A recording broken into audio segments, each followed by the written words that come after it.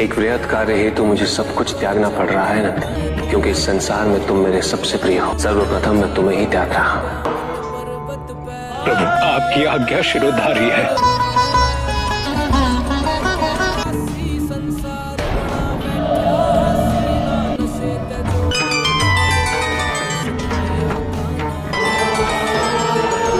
अब समय आ गया है, मुझे आप दोनों से विदाई लेनी होगी। मेरे पुनः लौटने तक आप दोनों मेरे इसी प्रतिरूप पर विश्राम करो।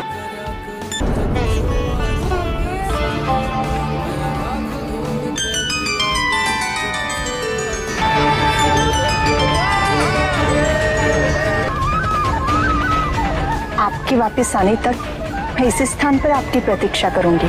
क्या कारण है स्वामी कि आपने अपनी हर प्रिय वस्तु और परिजनों का त्याग कर दिया है?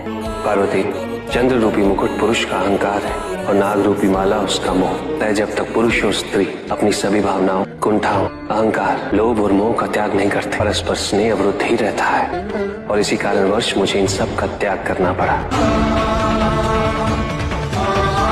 आपका कथन सर्वथा उचित है स्वामी। पुरुष और प्रकृति का मिलन नैसर्गिक अवस्था में ही होना चाहिए। अब प्रस्थान का है।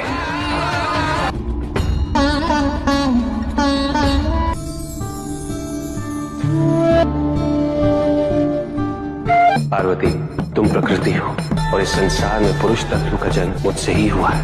पार्वती, तुम्हारे तत्व पुष्प में निहित है और मेरे तत्व पराग के कणों में। इनके मिलन से जो सुगंध उत्पन्न होती है, इसका आधार प्रेम ही तो है। प्राकृतिक रूप में तुम धरती हो और मैं बीज। इनके समागम से धरती के गर्भ से जो अंकुर उत्पन्न होता है, हमारा प्रेम ही तो है।